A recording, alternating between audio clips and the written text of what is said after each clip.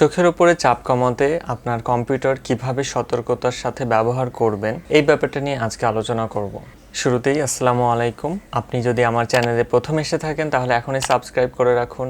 আমি নিয়মিতভাবে নানান বিষয়ে টিপস এবং ট্রিক্স শেয়ার করে থাকি আমার এই চ্যানেলটাতে। ফার্স্ট, আপনার অভ্যাসটা কেমন এটা আপনাকে বুঝতে হবে যে আপনি কি আসলে 7-8 ঘন্টা দিনে যখনই সময় পান তখনই কম্পিউটারের সামনে বসেন কিনা। আপনার ডিউরেশনটা কি এমন যে দিনে আধা ঘন্টা 1 ঘন্টা বসছেন, নাকি আপনি আসলে মুভি দেখেন, এক একটা মুভি রাফলি ধরে নিতে পারেন 2 ঘন্টা টানা তাকানো হয়, কিংবা মাঝখানে 2-একটা ব্রেক দিয়ে তাকানো হয়।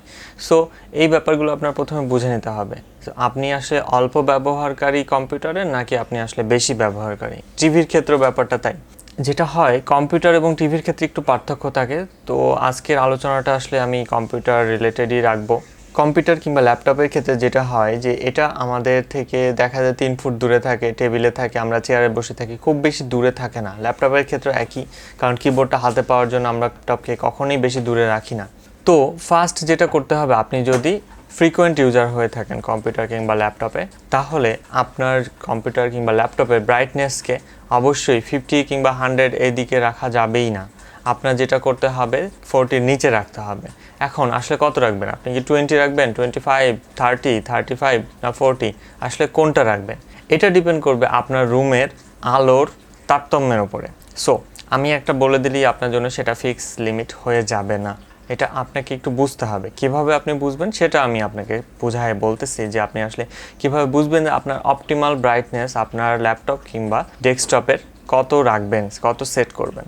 এখন আমাদের চোখ যেটা কি করে, প্রথমে একটু বুঝে নেন যে আমাদের চোখ কিন্তু নানান লেভেলের ব্রাইটনেসের জন্য সে অ্যাডজাস্ট করে নেয়, রাইট? সো যাদের চোখের ব্যাপারে একটু ধারণা আছে, আমরা যখন অন্ধকারে যাই আমাদের চোখ আমাদের অন্ধকারের মধ্যেও দেখার সুবিধার জন্য অ্যাডজাস্ট করে নেয়। আবার যখন আমরা তুলনামূলক বেশি ব্রাইটনেসে যাই তার জন্য আমাদের চোখ অ্যাডজাস্ট করে নেয়। তো আমাদের চোখ প্রথমে যেটা হয় যে রুমের আলোর সাথে আমাদের চোখ অ্যাডজাস্ট করে নিছে, রাফলি ধরে নেন, কারণ রুমের আলোর বেশি একটা তারতম্য হচ্ছে না। যে লাইট আপনি দেয়া আছে দেয়ালে ও মাথার উপরে, সেটার খুব বেশি তারতম্য হওয়ার কোনো সুযোগ নেই। সো সেই হিসেবে আমাদের চোখ কিন্তু একটা ফিক্সড সিস্টেমে চলে আসছে। এখন এই রুমের আলোর সাথে অ্যাডজাস্ট করেই আপনাকে আসলে মনিটরের আলোটা ফিক্স করতে হবে। আপনি এখন যেটা করতে পারেন যে 40-তে দিলেন, আপনি স্পষ্ট বুঝতে পারছেন আপনার মনিটরের ব্রাইটনেসটা রুমের আলোর তুলনায় বেশি আছে না কম আছে। সো আমার ধারণা রুমের আলোর তুলনায় কখনোই কম থাকবে না। 40% অলওয়েজ রুমের আলোর সমান থাকবে কিংবা তার চেয়ে একটু বেশি থাকবে।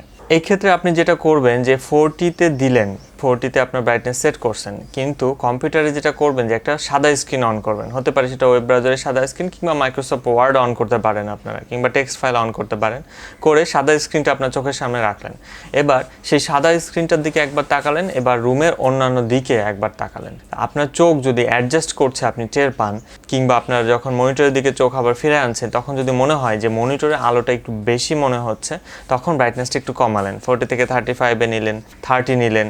আপনি কমায় দেখলেন যে ওই পার্থক্যটা আপনার চোখে ধরা পড়ছে কিনা। আপনি আবার রুমের অন্য কোণায় তাকালেন, আবার মনিটরের দিকে কিছুক্ষণ পর চোখ ফিরে আনলেন, দেখলেন, বোঝার চেষ্টা করলেন যে মনিটরটাকে এখনও বেশি ব্রাইট মনে হচ্ছে কিনা। যদি না হয় তাহলে আর কমানোর দরকার নেই। হতে পারে আপনার 30-তে এসেই আপনি এই অ্যাডজাস্টমেন্ট লেভেলটা পেয়ে গেলেন। ল্যাপটপের ক্ষেত্রে সেম মেকানিজম। সো আপনি একবার ল্যাপটপের দিকে তাকাবেন, মুহূর্তে আবার দেয়ালের অন্য দিকে তাকাবেন, রুমের অন্য কোণায় তাকাবেন, বোঝার চেষ্টা করবেন ব্রাইটনেসের পার্থক্যটা। সো এভাবে আসলে একটা অ্যামাউন্টে আপনি চলে আসতে পারবেন ওই রুমে ল্যাপটপ কিংবা ডেস্কটপ ব্যবহারের সময় আপনার ব্রাইটনেস কত দেখতে হবে। সো এটা আপনি যদি সেট করে নেন আজকেই, আপনি বিশাল একটা পার্থক্য ধরতে পারবেন। তবে এখানে একটু আপনাকে সূক্ষ্ম হতে হবে পার্থক্যটা ধরার জন্য, কারণ আপনার চোখ আসলে যখন ঘন্টার পর ঘন্টা ইউজ করছেন, চোখ আসলে বড় কোনো ট্রিগার দেয় না যে সে অস্বস্তি ফিল করছে, সে আসলে মানায় নেওয়ার চেষ্টা করে খুব ফ্রিকোয়েন্টলি। আপনি মনিটরের দিক থেকে অন্য দেয়ালের দিক তাকাচ্ছেন, চোখ মানায় নেওয়ার চেষ্টা করে।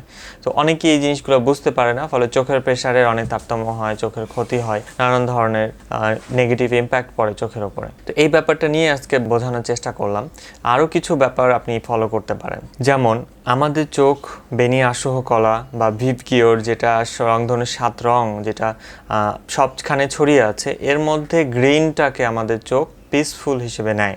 কারণ গ্রিন মোটামুটি বলতে পারেন মাঝামাঝি অবস্থানের একটা রং, মাঝামাঝি ওয়েভলেংথের একটা রং।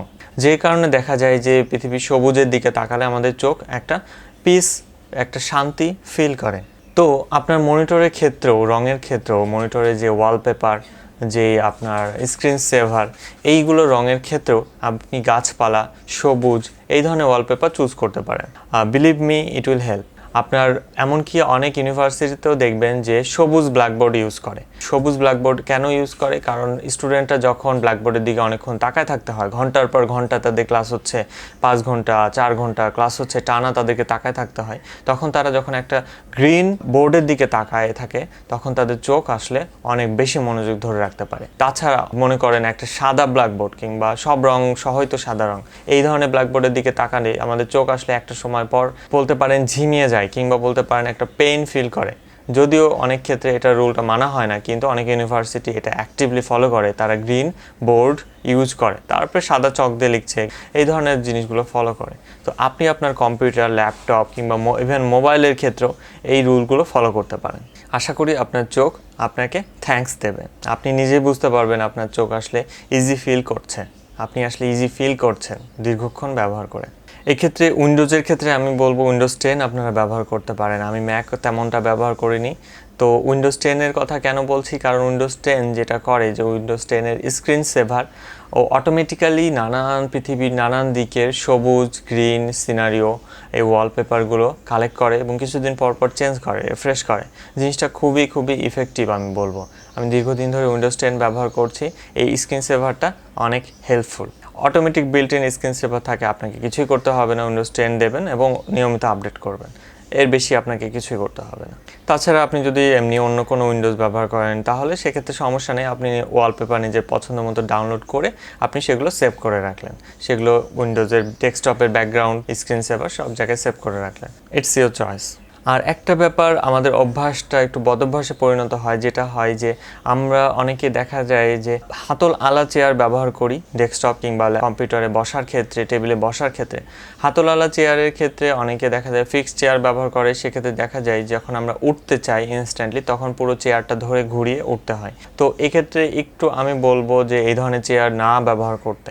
আপনি ইজি চেয়ার ব্যবহার করতে পারেন, আপনি প্লাস্টিক, কাঠ যে চেয়ারই ব্যবহার করেন হাতল ছাড়া ব্যবহার করার চেষ্টা করবেন। এতে আপনার পিঠ যেমন তার নিজের ওজনটা ধরে রাখার ক্ষেত্রে একটা এক্সারসাইজের ব্যাপার আছে, সেই সাথে আপনি চট করে টেবিল থেকে উঠে যেতে পারবেন কোনো একটা কাজে।